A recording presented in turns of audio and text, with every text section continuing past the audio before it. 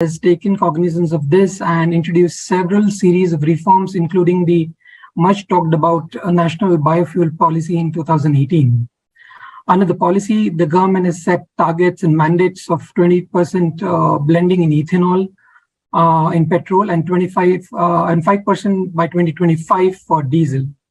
Of this policy, bioethanol and in particular for particularly diesel, 10% targets has already been achieved by July 2022, and we are looking at increasing it to 20% by 2025, and that's the target that MOPNG has set up.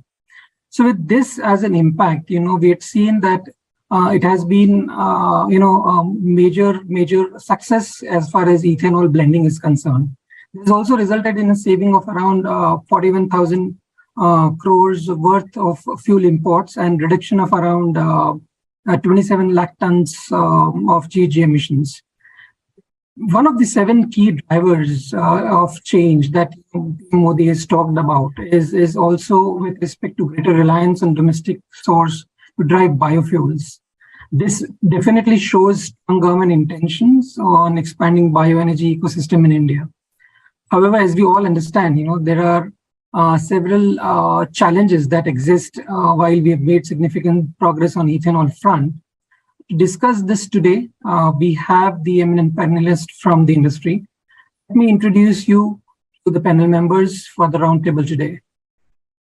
We have Mr. Ashu Singhal. He is an executive director at GAIL. He heads corporate strategy, planning, and advocacy. He is also chief risk officer for GAIL India Limited. He is a serving director on the board of ONGC Petro Editions and is a renowned speaker on various forums on areas related to clean energy. We have Abhilesh Gupta. He is a managing director and chief executive officer at Atlantic Gulf and Pacific Company. He is also India's most recognized expert in commercializing LNG projects. He is leading AG&P's CGD initiatives in India and is the largest consumer of CBG in the country. Mr. Pankaj Patel is president at Avalon and Clean Energy and leads waste to energy projects in India. He has a strong belief in contributing to the nation building and through sustainable solutions for power, heat, and transport. He has filed 29 patents, mostly related to bioenergy and its production processes. I have my colleague Rachel. She joins us from UK. She has worked extensively in environment, climate, and energy policy. She has led key strategic projects for production and supply of low carbon fuels across all transport modes in UK. Previously, Rachel was Deputy Director, Head of Low Carbon Fuels at Department for Transport in UK. We also have Neeraj. He is responsible for sales in MEA region for Carbon Clean. He has hands-on research and development experience and has collaborated with teams to upgrade processes and products ranging from incremental improvements to major technology changes. And my name is Nikhil Moge. I'm partner with KPMG and I lead clean energy fuels initiatives across natural gas, LNG, hydrogen, and biofuels. I've worked with ministries, regulators on areas related to business strategy, transformation, and also policy and regulatory aspects. So with this, what we'll do is we will get into the discussions. Welcome everyone on the roundtable. Mr. Singhal, we've seen that biofuel is one of the major focus areas for Government of India, and it has been identified as an important source of alternate energy to enable reliance from imported fuels, self-reliance from imported fuels. So, what do you see in terms of challenges that GAIL has witnessed on aligning biofuels as a reliant source of energy in the ecosystem? Thank you, Nikhil, and I thanks the organizers for inviting me for this conference. Yeah, you are right, Nikhil. A lot of things have been done. Before coming to challenges, let me see what have been done, which is right for by the government and other stakeholders to promote the biofuels. We all know the success story of ethanol blending with petrol and the target to go up to 20% in next few years.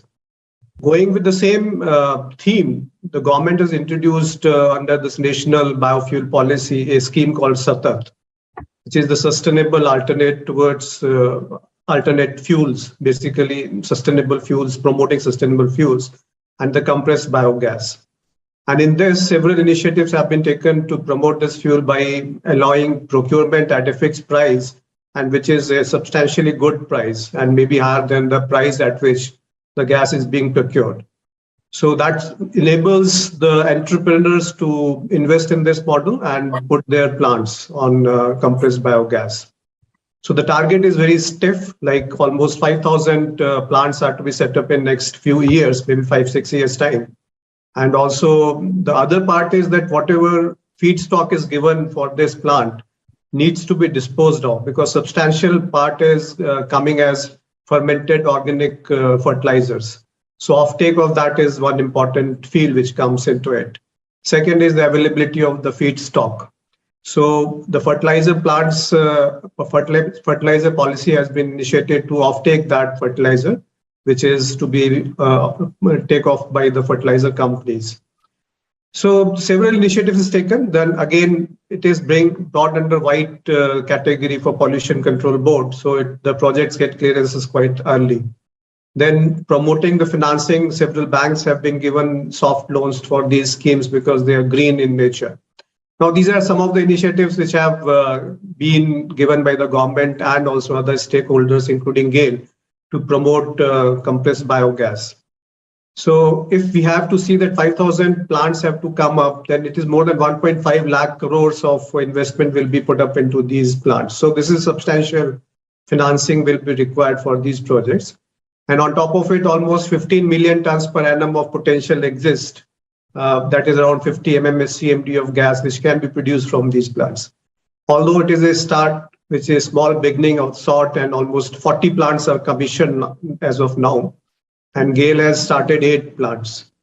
Besides this Satat scheme, there is a called synchronization scheme also, wherein if anybody puts the plant and if the offtake is not available, we can put that gas into the main pipeline grid, into the CGD or the main grid. And that scheme ensures that they get the same prices, or around $15 per MMBTU offtake price from procurement from these plants as well. Now, these are some good things. Coming to some of the challenges which you asked, Nikhil, one and foremost is that when this plant is operational, a lot of byproducts come, which is called fermented organic fertilizers. Now, unless the fertilizer companies have got the initiative or the prompt to offtake this will be accumulated. And we have seen in past that many of these fertilizers have not been lifted up, which has clogged the plant. Second is the pricing. Now, pricing, although we find that it is good, but again, entrepreneur want that the gas needs to be compressed at higher pressure. Also, a connecting line needs to be put up. So that is another issue. Third is the feedstock availability. If the feedstock is available today at a lower cost, but if the plant is put up and if they raise the prices, then there will be an issue. And the fourth is the financing of the project. Now, the financing of the project, although it seems a good project and it has got sound fundamentals still, unless this offtake of fertilizers is ensured, and also the value chain is created about the entrepreneur do come up and banks come to support it, and financial closure is done, then I hope the scheme will pick up. Right now, we expect that if not 5,000, but substantial numbers should come up in some time to come. Thank you, Nikhil. Okay. Thank you, Ashuji. Abhilash, I'll come to you. Ashuji talked about the CGD, CBG CGD synchronization scheme that is being, rolled out, I would say. And I understand that you are the largest, consumer of CBG in the country as far as the CGD sector is concerned. So, my question to you is: do you see any challenge in this, or this is an enabler for the CGD companies to go ahead? How do you see this scheme, and are there any things or any other improvements that you see in this scheme that will actually, boost the overall consumption from the CGD sector? Yeah. So, Nikhil, so this scheme really is quite good and a really innovative scheme which GAIL has come up with in discussion with the government of India. And we have been quite supportive of this scheme. And this is because we believe in that CBG is having a large part to play, and specifically in the areas where we see, specifically whether the sugar belt, etc., where CBG can be produced in bigger quantity and where the issues of raw material availability, etc., is not there. Having said that, the issue which comes in is that two issues. One is the quality of the product. So generally, we have seen that in CBG, what we get, the carbon portion is quite substantial, and sometimes there is a issue of moisture as well. With these two things coming in, and when it is used in the vehicles, and we have seen this in the practical experience, there is a knocking in the vehicle, and this creates problem. And we have been talking and working a lot with these CBG producers to see that the quality is maintained. The another problem which we have been experiencing, specifically during these rainy times, is that continuity of supplies of the CBG, high quality CBG, which we would like to produce. And some of these plants are not in a position to operate.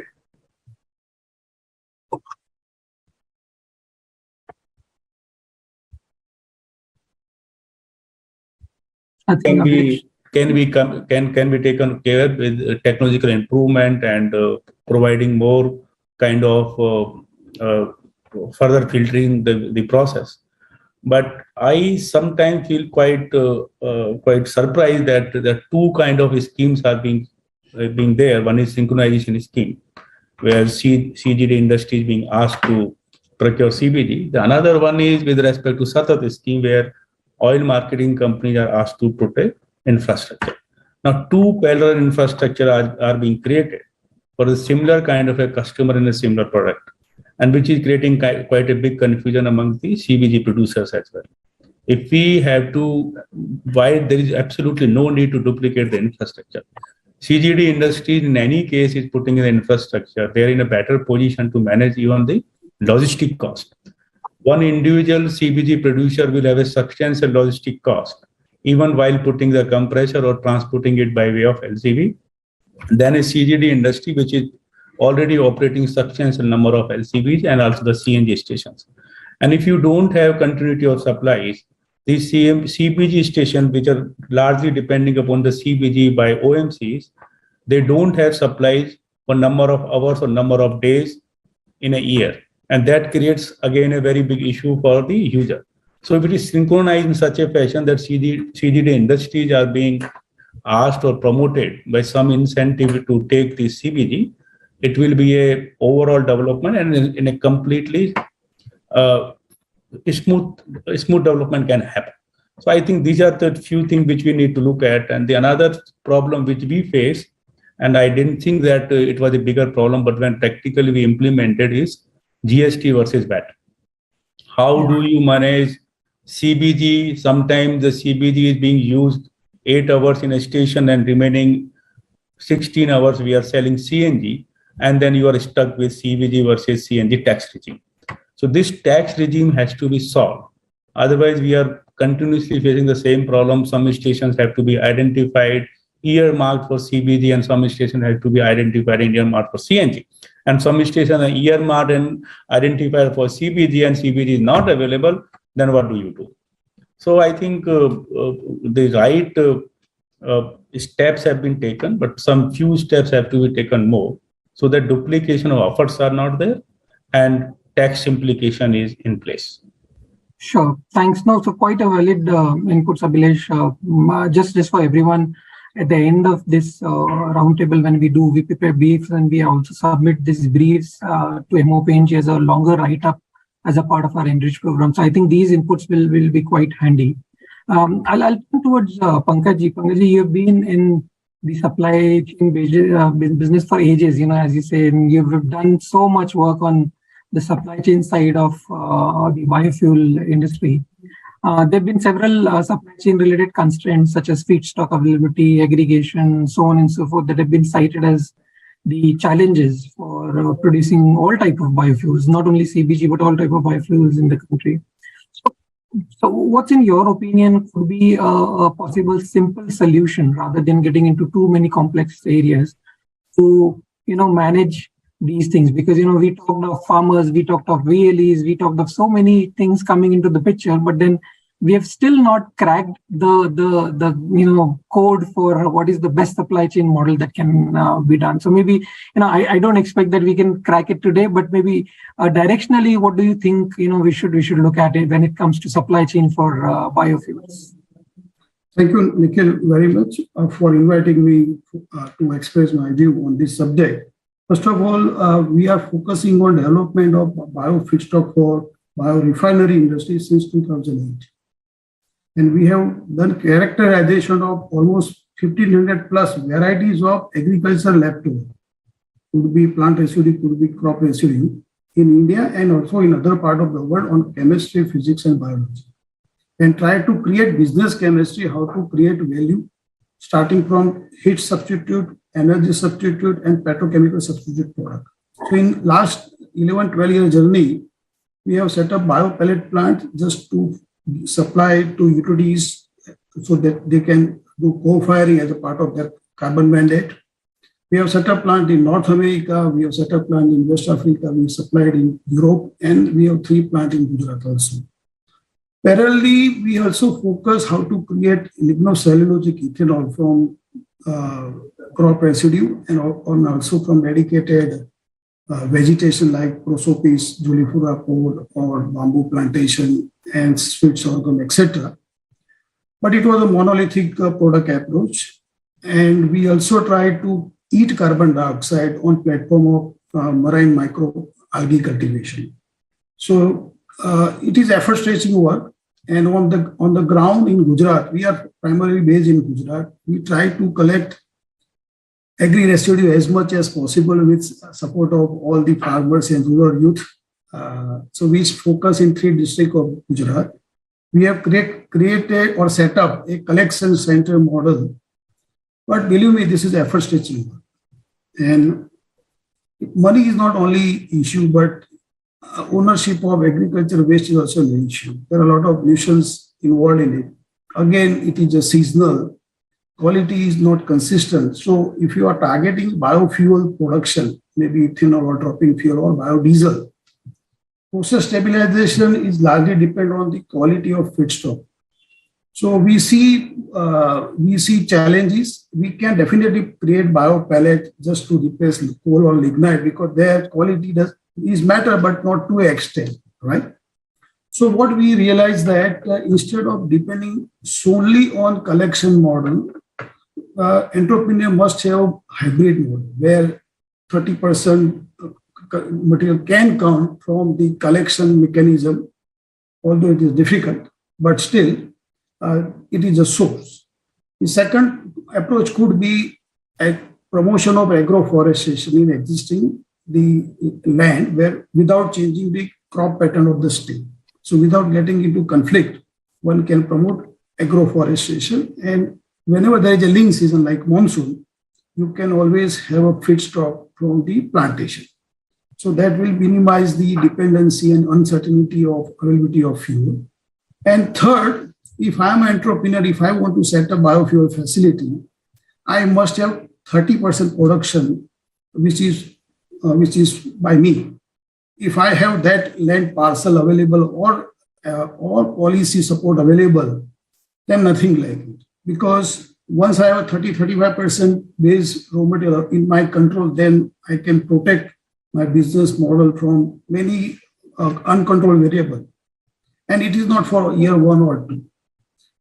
We miserably failed before 2015 because there was no impetus given to this sector, but now everyone is focusing about this. One thing I realized that the waste, what we call waste from the agricultural field, it is not a free, number one. So we have to be very clear. Unless until we pay enough incentive, waste will not come to your plant for sure. At the same time, cost of waste or agriculture residue can't be in line with the food crop price, right? So how do we nurture, how do we pay more to the waste, agriculture waste generators? So our learning is whether we talk about sugarcane bagasse or any raw material, if we focus only on a monolithic product, for example, if I focus on lignocellulosic ethanol from 1 ton of any dry biomass, maximum I can produce about 200 liter ethanol. Initially, we were talking about 100 liter. Then balanced material can go as a bio pellet, and with incentivized policy framework, one can also have another value chain, and 5 to 10% material can go to produce high value product from lignin. We call it green chemical. So from 1 kg of biomass, if I generate value of say 25 to 26 rupees in total, then I can give 30% of that toward the raw material supply. And if that happens, then sustainability can come on its own. Otherwise, it is effort-stretching work, and trust is very important, because when you are collecting waste, you are not collecting from one person. You are collecting from n number of people. So that mechanism need to be strengthened with passage of time. So as an entrepreneur, we can't spend too much time to build a ground model. So our submission is, whosoever wanted to, set up a biofuel manufacturing setup, not necessarily only biogas. It must be an integrated bioenergy value chain campus. So this is the era of circular economy. So sometimes people also say circular bioeconomy, because to make this model sustainable, green chemical has to give part. Otherwise, overall economics will be always question mark, and we can't attract young entrepreneur where efforts are too much and rewards are very minimal. Thank you. Yeah, no, so quite valid, and it's very important, like you rightly said, because biofuel project is it's not only about investing the capex and putting up the plant. It's also developing the community and economy. Otherwise, it becomes very difficult. And we've seen some of the incidences where biofuel plants have failed only because the supply chain, and when I say supply chain, it's the farmers who produce these biofuels. They were not in line or I would say sync with the plant developer. So no, quite valid. Rachel, I'll come to you. You've heard a lot about what's happening in India. We've had a couple of discussions. You're working with the global majors on some of their thought process on venturing into biofuel space. How do you see this space emerging globally? Are there the challenges which are same, or do you see some different challenges? What's your take on this? Thank you so much. This is a fascinating conversation to join today. The first thing to say is that there will be demand for advanced biofuels beyond what we can possibly produce from all sources globally. If we think about the aviation and shipping demand in future, moving on from road vehicles, which of course still have a long time to go in terms of needing biofuel supply. So in theory, producers should be able to move towards new technologies and new feedstock types and be certain that there will be a market for them. That's the kind of macro situation. Of course, then when you start trying to do this in reality, we're seeing, as discussed in this panel already, challenges coming up all around the globe. And it's just the level of complexity involved in developing these plants and the policy around them that's causing the trouble, along with the cost differential from first generation biofuels. Because of course, we're very comfortable with producing biofuel from virgin oils, where often the cost is very close to what you would pay for a fossil equivalent. But when you get into the more complex feedstocks and wastes that you have to source carefully, and the technologies that are needed to process those feedstocks, of course, the costs change. And so what countries are doing well, I think, is where they're able to offer a legislative framework which gives demand certainty, which is happening here in India, I can see, and in most of Europe and the United States, perhaps not really for most other markets in the world yet. And if the markets can also offer some kind of price certainty or support for the price, then that's the perfect combination, because that gives investors the confidence they need. I don't think we're seeing that combination quite in the right way anywhere yet. So, investors are looking around to where's the best market I can go to go into advanced biofuels. There are lots of different factors to take into account. And Of course, feedstock availability varies in every nation in the world because there's a different waste hierarchy or different way of managing waste. The waste arisings are different everywhere. The agricultural opportunity and the waste that arise from agriculture vary everywhere. So it's impossible to make a policy or a framework that fits perfectly everywhere because of those different factors that play in. And, we've been hearing about biogas in India, where there's a particularly kind of strong industry and an exciting story. And I think biogas is developing in lots of places, but in very different ways. And that reflects that difference of need and the difference of opportunity that occurs all over the place. So I suppose where I see advanced biofuels is in this kind of midway stretch. We've got our existing first generation market that's very well established, and then in future there will need to be continued expansion into e-fuels using renewable electricity and renewable hydrogen, but that market isn't ready to go yet. It's in kind of the foothills at the moment, so there is this huge opportunity to utilize waste feedstocks, and it's going to be interesting to see how government and industry step up to the mark and make it possible for producers to see that they have confidence in their market. There's definitely a big role for the oil majors to play here. They are all looking around for the conversations we've been having. They're all looking around for investment opportunities to grow their share of the market. So for them to have the confidence that they can support smaller producers is going to be incredibly important. It's a fascinating time. Yeah, no, so indeed, Rachel, and like you rightly said, drop-in fuels is going to be the next, best thing that can happen to the planet. But let me again ask you one more question and a quick answer to that. You are quite bullish on SAF and sustainable aviation fuel and drop-in fuels for marine. If I were to ask you to take a punt on when it can be commercially sustainable, maybe in UK, not in other world, because you understand UK well, what's your take? Golly, I think for the advanced biofuels, it will be well into the 2030s. In a way, it depends on the counterfactual as well. So if we see a carbon price being placed on the fossil equivalent, of course, that will squeeze the differential more quickly. I would probably see that being the driver rather than the cost of the fuel coming down, because it's not quite the same as offshore wind where you can get fantastic economies of scale. Actually, with these biofuel plants, that's not really true because so much of the cost is in OPEX rather than CAPEX, and it's very hard to push that down. So it's going to be quite a way until we see that cost parity, which means support is needed.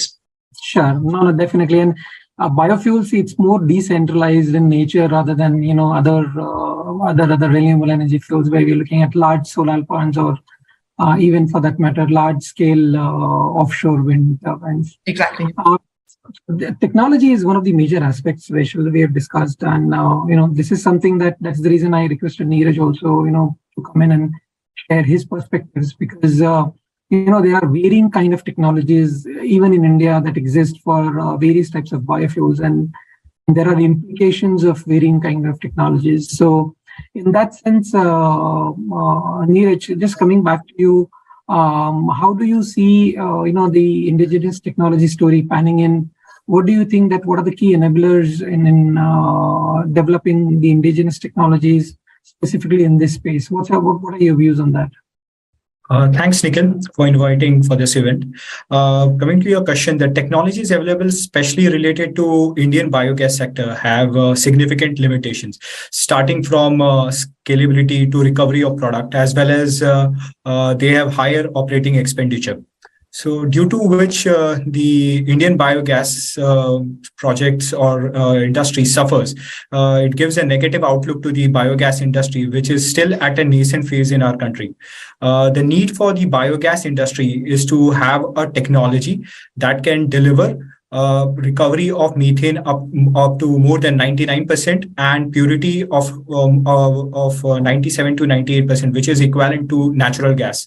And in addition to that, a lower operating expenditure. In all our technologies, we focus on solving these issues, which is a major problem for the industry today. Okay.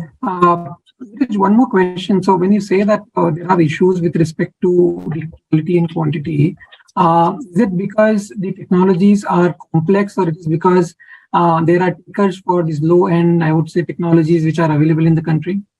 So the technologies which are there in Indian biogas space is they were developed for some other purposes, okay, and they have been used for biogas segment. So for biogas segment, when you have when you want to have a technology for biogas segment, it should be catering to the needs and the wants of biogas segment. Okay, so that's one of the reason these technologies have severe limitations. Okay. Okay. Actually, coming back to you, we talked about supply chain, we talked about synchronization areas and so on and so forth. Pricing is something that Government of India is also looking to address, right? We have seen that bioethanol price, CBG price. There are interventions that have happened from Government of India. In fact, we as KPMG, we worked with the ministry even on the pricing for biodiesel, which is yet to come. So do you think that these kind of pricing interventions would help, and how long will these interventions continue? Because see, any sector has to develop on its own, right? So do we have to support this sector for long? Do we have to see commercialization happening in say next 5 years, 10 years, and then a sunset clause for these pricing indicators? Nikhil, are you talking to me? Yes, Ashuji, if you Okay. could just maybe. Yeah. So, I mean, this is a challenge, as you rightly put up. Besides everything is like what Abhilesh mentioned, that GST and VAT regime. So that needs to be sorted out, because we can't just wait. And I mean, the discussions are going on for quite some time. So we have to bring gas under the GST regime for uniformation and getting the input tax credit to the end consumer.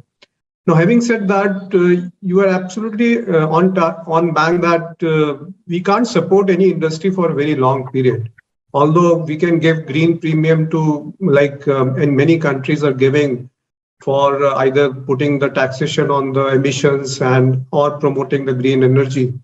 That is all okay to start with, but after a while, maybe 5-6 years on, or maybe 7-8 years, the commercialization must happen at economically viable option, either in the case of technology being there, support of technology, or the feedstock availability, or the products being taken off. Now, this prices regime has been given some time, maybe up to 7-8 years, for this assurance of procurement price of almost 80% of the CNG prices, which is, if we talk about 90 rupees per kg, then the procurement price is close to 70 rupees per kg, which is better than the prices, even the CGD companies get when they have to procure LNG, or sometimes even the domestic gas is now becoming more costly at $8 per MMBTU. So having said that, you are right that after a while, this support should be given because of the challenges which are there in the whole industry. And since we are not giving that green premium to several technologies and several fuels, like gas is a better fuel as compared to coal, but the emissions from the gas are not getting the full credit. So in that respect, if we see that we can, it's a good initiative, I would say, because it helps energy security in some manner, because the dependence of it on import is slightly reduced. It helps the farmers because the organic manure is being produced. It helps even the waste management, because then the waste is disposed of in a much better way, like a circular economy. And also the infrastructure is getting used in a better manner. And also it makes some affordability to the CGD companies in terms of volumes being handled. So since, I would say that since there are overall advantages to this promotion of compressed biogas, the support of pricing and other mechanisms should continue for another maybe 7 to 8 years, let us say by 2030. And besides, beyond that, we have to maybe open it up for the market to determine the price. Okay. Abhilash, I'll come to you, and I would want you to not use the hat for MD and CEO of one of the largest CGD companies, but wear a hat of an investor. Because you have done a lot of new area investments. I've known you for long. If you are an investor and if you're looking at setting up of a CBG plant in today's date, right? Some things that you talked about, if those things are being addressed, if the pricing things are being addressed, do you see this sector as a CBG sector as one of the, I wouldn't say lucrative, but one of the sectors to invest in for young entrepreneurs if they have to look at? And if so, should they look at a small scale model? Should they look at a large scale model? What's your view in general? So Nikhil, we have been looking at our own level to set up CBG plant. Okay. And as a CGD industry and having a CBG plant, biogas plant, it is gelling perfectly well because you can support each other. For any project to be successful, the assurance of revenue is quite important. Yeah. And with CGD industry being, you are already in the CGD industry, supplying gas into that particular area, having CBG will always be better, and your incremental cost is substantially lower than any other person who would be doing it in an independent business. Having said that, I think my only worry about the increasing the prices of CBG today is that we are today looking at $15 per MMBTU price kind of a situation. Quantity is small, it is getting pooled with the existing domestic gas, impact is minimal. But if the quantity becomes little bit more, or we clearly know that this is aberration where the natural gas prices are unrealistically high, and natural gas prices become realistic, are we not creating a recipe what has been happened in solar and wind, where initially when the solar and wind project came in, the price was 12 rupees or 18 rupees or 22 rupees. So $15 per MMBTU price for a CBG is an unsustainable model. You should be looking at that at a reasonable price, which is $8 to $10, maybe 12, is a kind of a price at which your project should be viable. And viable with a complete assurance that you can see predictability of revenues for next 15 to 20 years. And that allows you to get the project financing for a long-term basis. Otherwise, $15 now, what happens when the natural gas price comes to $3 or $4? Why somebody will buy it? How much green credit can you give it to the project? $1, $2 at the most. And then you again create the same recipe, which we have seen. Solar has faced, wind has faced. None of the state government are paying that kind of a price at which they were initially bid. So it has to be a reasonable price. Every 4 or 5 months, government increasing price because producers are asking is not justified. So Abhilash, while you rightly said that the prices are high because the CNG prices are high and getting benchmarked it to the CNG prices, yeah. I think it's important, and that's the reason I asked that question to Ashuji also, that one, the sunset clause for this particular initiative or support is important. We can't keep it forever because you have to have a market-based pricing.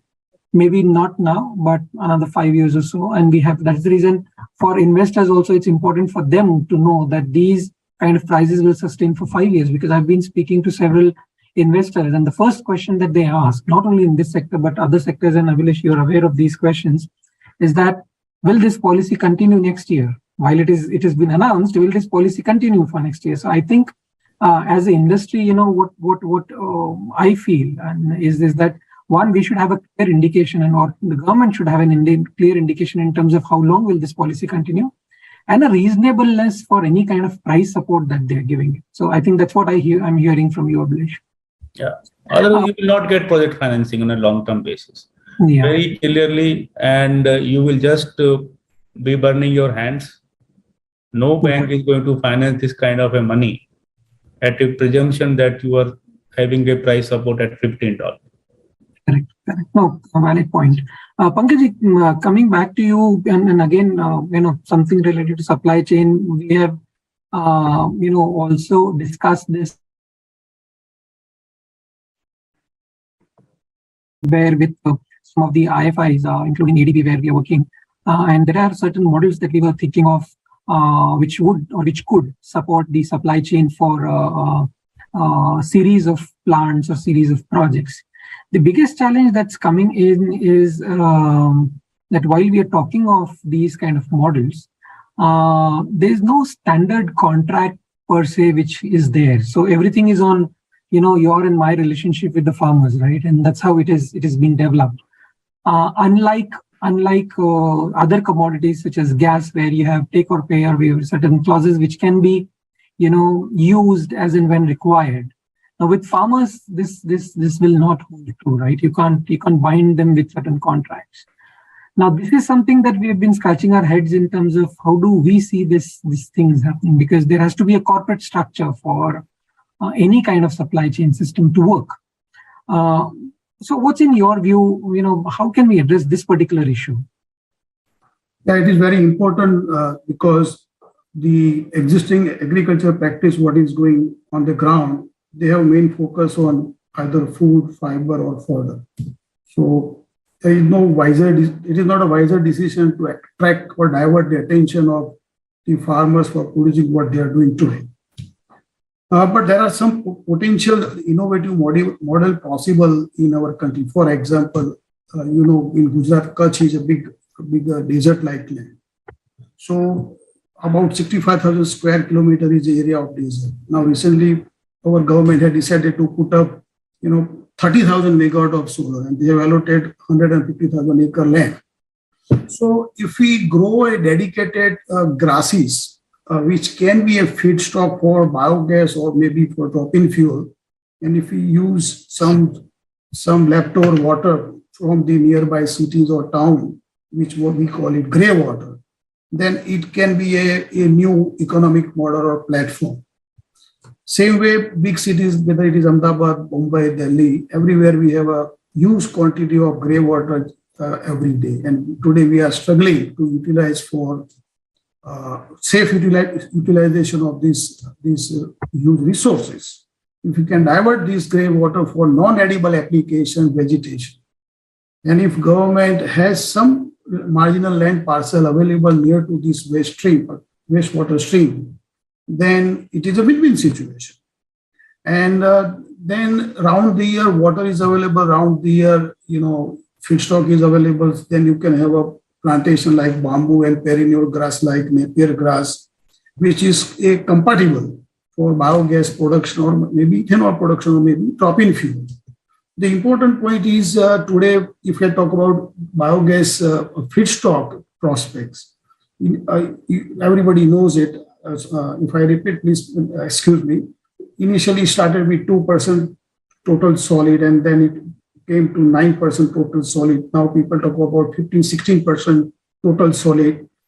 But we need to make eligible all kind of waste, which is possible to get, digest. So can I make biogas from cotton straw? Can I make biogas from wheat straw? So what kind of technical challenges we have? Can I have a good pre-treatment plant to make it eligible for biogas? So apart from supply of feedstock, if the technology intervention takes place to make all the leftover eligible, either to produce biogas or some other value chain, to achieve sustainability is a big question. Number two, sometimes even in UK they have dedicated land demarcation for growing bioenergy crop. This is what I have read through secondary source of information. Even in Brazil, I visited Brazil in 2010-11 just to map their ethanol model. So they have invited investor or entrepreneur to harvest a 10,000 hectare sugar cane just to produce ethanol. Now that luxury we don't have in our country, right? So dedicated land parcel for long tenure, it is not going to happen in our country. So that scale of operation might not be there. If I talk about the drop-in fuel facility, people talk about 1,000 ton per day. Now 1,000 ton per day is feasible. in case of North America, where sustainable forest practices are there and wood basket is dedicated to supply that kind of plant, whether it's a paper plant or a pellet plant or something like that. So our country actually can sustain 20,000 to 30,000 ton of biomass or feedstock. Beyond that, I see a lot of challenge, either in terms of availability, quality, cost. And today we don't have talent pool available in the country who are passionate about this kind of subject. So when I go for financing, it is easier to get finance maybe for 1,000 megawatt solar plant in these days, but it is not possible to get finance for even 2,000 kg of CBG from cotton stock. So some incentivize in terms of promoting newer happening or niche technology promotion is a need of time. So Abhilash ji ne jo kaha, during initial phase of solar mission, government had declared 16 rupees per unit of electricity in state of Gujarat and centrally 17 rupees. So initial technology, because India has not produced technology suitable to our kind of waste. So we need to bring some technology from other parts of the world and try to validate with our raw material. So those pilot scale or some simulation centers are required. Unless until you have that simulation center available, how can you build a business only on conviction?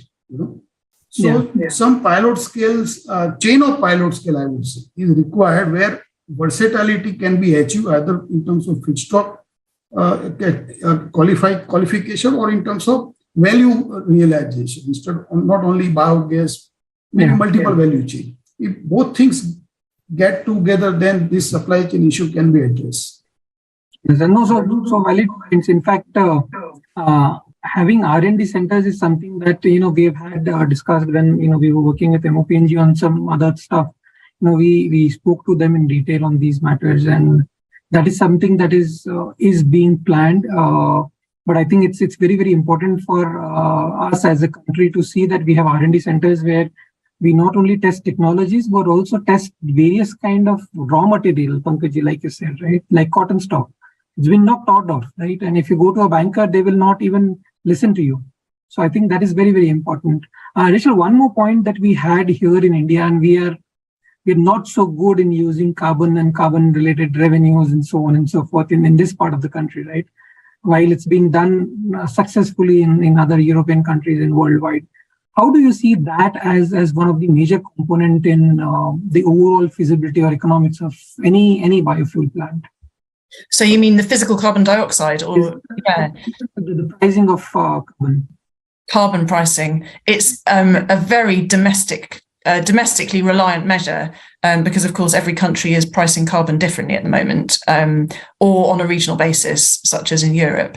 And so it will rely on the Indian government to make a decision to set up some kind of carbon trading or carbon pricing system, which is still a very political action to take, and therefore it relies on a lot of industry coming together and sharing the view that this would be a beneficial approach to take. At the point when that happens, it would manifest itself effectively as a tax, which would disincentivize the alternatives, and then create a space for the biofuel industry to grow. That's the way that it would take effect, and could be a really exciting opportunity. But there are many factors that come between the idea of doing that and realization in practice. It's showing its effect in Europe in the phasing down of coal, for example, which has been really, the European emissions trading system has actually had an impact in driving that change, and in pushing steel and aluminium and so on to decarbonise their operations so that they aren't having to pay significant carbon price against what they're doing. So we would want to see a similar thing happening in India in order to create that opportunity. I'm sure there are conversations happening about it somewhere. Yeah, Pankaj, you had some point to make. Yeah. Today I was making a joke in my company. If I'm Mr. X staying in Germany, and if I'm paying say €2 for green fuel, instead of buying green fuel in Germany, can I can I sponsor Mr. Y staying in India? I will pay €1 and he will buy biofuel for me, but he will utilize in India. That would be a better proposition for the world, because cost of green or cost of carbon dioxide, what Europe is taking as a reference, may be at a different level than what we envisage as an Indian. So whether we talk about carbon credit or cross geography price discrimination, some mechanism has to be there. If India has a better prospect to produce biofuel, but in absence of correct price, in absence of correct policy framework, if we were unable to utilize this natural resource effectively, then bloc like Europe, they should see that we have most of the time we are covered with snow. So can we support this kind of momentum in other part of the world and try to balance whatever climate threat or resilience we wanted to? Those kind of larger thinking can be seen differently even for African countries. Yeah. Right. Yeah, no, absolutely. So while we are up against time, Neeraj, I'll come to you for the last question. And this again goes back to the R&D related initiatives that Pankaj mentioned, right? So while technology plays a major role for any of the biofuels, right? Because it's evolving. And like you said, there are some conventional technologies for the same product and there are some advanced technologies for the same product. While the composition of the product might vary and people should understand that the composition varies. What's your view in terms of Indian government's thought process and initiative? Because I haven't heard so many initiatives or I would say support on the R&D front in the biofuel space. Do you see that there is something that we should take to the government that will be of use to this sector as far as the R&D is concerned? So regarding the R&D, I think the government, as the other guest speakers have already pointed out, that there should be an R&D mechanism in place where we can test the feedstocks which are available in our country and find out like what will be the optimum production of biogas or biomethane from that. Okay, that should be obviously there. I think what needs to be also done in the biogas sector is that instead of the other guest speakers have said, like with 90% of methane, there is choking in the vehicles and other applications, right? So it has to be increased. The methane concentration should be increased from 90 to 97% because you can't have 10% of CO2 in the biogas. Because if we are comparing that with natural gas, what happens is in natural gas we have remaining 10% as other flammable components, while CO2 is not. So that it needs to be that also needs to be addressed along with the R&D requirement, which has been put here. Sure. Other day I was sorry to interrupt. Other day I was talking to one of the person in Niti Aayog, and I said when I produce biogas, raw biogas, about 40%, 5% is of CO2. As a country, we are also working on CCUS. So instead of focusing carbon capturing from large thermal power stations, this is more concentrated one compared to the flue gas where you have 10 or even 8 to 9%. So can we start joining this program with SATAT or try to sequester CO2 and give incentive to this sector to make it more attractive, exciting for the young people? And one can do it for small scale, for 2,000, 5,000 kg of biogas plant per day, but it is very difficult to estimate with million ton of CO2. So this is where we need tailored approach for our country. Yeah, no, absolutely. And I think this will also help us in identifying those specific initiatives. And we are up on time, and thanks everyone for helping us and sharing your initiatives. And ideas. What we will do is we will put forth a kind of a piece of paper for this roundtable. We'll share it with you before we, give it for onward circulation. But thanks a lot, everyone. Thanks for your inputs. And I would request, Ashuji, if you could just let us know your top one thing that you think we should take to the government. One thing, because we have talked a lot of stuff. So maybe one thing that comes to your mind, and I'll go across to everyone, one thing that we should talk to the government on. One word, one thing. It's very difficult to say one thing, but if you have to say one thing, then the fermented organic manure. First, the offtake by the fertilizer companies and the pricing for that. And maybe one more about rationalizing the tax regime, GST and VAT to be done. Sure. Pankaj, I'll come to you next. Say biomass is a new sustainable hydrocarbon for the country. Sean. Abhilesh? I will say that no duplication of infrastructure. Okay, which the point that you very well made. Thanks. Rachel? Well, obviously, as KPMG, we don't advocate any positions, Nikhil, but I would observe that governments that support strong sustainability criteria enable those products to be exported easily to other markets. So that's something worth thinking about. Makes sense. Thanks. Neeraj? So price escalation mechanism for biomethane. Okay, price escalation mechanism for biomethane as in the CBG. Yes, in the CBG space. Okay, interesting. Fair enough. No, so thanks. Good. I've taken a note of it. We will put, like I said, a paper on this, share it with all of you. And then maybe once it's finalized, then we will circulate it during the Enrich. Please do join us on 29th and 30th for the Enrich session. You will get the invites pretty soon if you've not got.